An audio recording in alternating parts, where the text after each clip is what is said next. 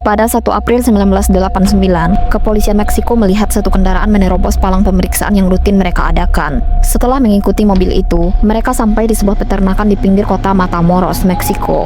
Polisi sangat terkejut saat mendengar jawaban pengemudi mobil tersebut saat ditanya mengapa mereka menerobos palang pemeriksaan. Pengemudi tersebut berkata kalau dia berpikir kalau dia tidak terlihat dan tidak mungkin ditangkap oleh polisi karena ritual yang sudah dia lakukan. Ritual ini membuat kasus ini menjadi salah satu kasus paling mengerikan dalam sejarah Amerika Serikat. Mark Kilroy lahir pada 5 Maret 1968 di Chicago, Illinois. Namun, keluarga Mark Kilroy pindah ke Texas saat ia masih kecil. Mark dikenal unggul secara akademis dan memiliki 3 sahabat baik, yakni Bill Huddleston, Bradley Moore, dan Brent Martin.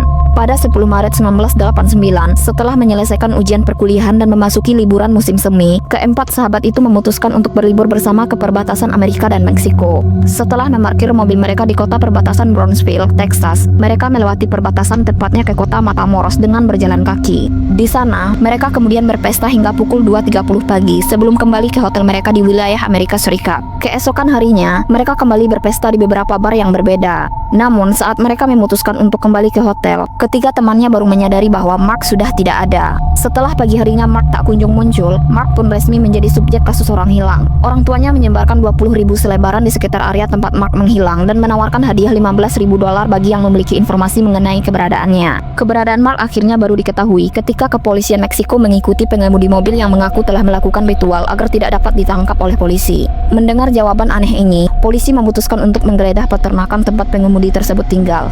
Setelah penggeledahan, mereka menemukan hal yang sangat mengerikan. Polisi menemukan apa yang disebut seorang saksi sebagai rumah jagal manusia. Di sana, mereka menemukan kuburan dangkal berisi mayat-mayat 15 orang yang telah dirusak tubuhnya, dan Mark Kilroy termasuk di antara mereka. Beberapa korban, termasuk Mark, telah diambil jantungnya. Kaki Mark juga telah diambil dan otaknya ditemukan dalam panci panggang.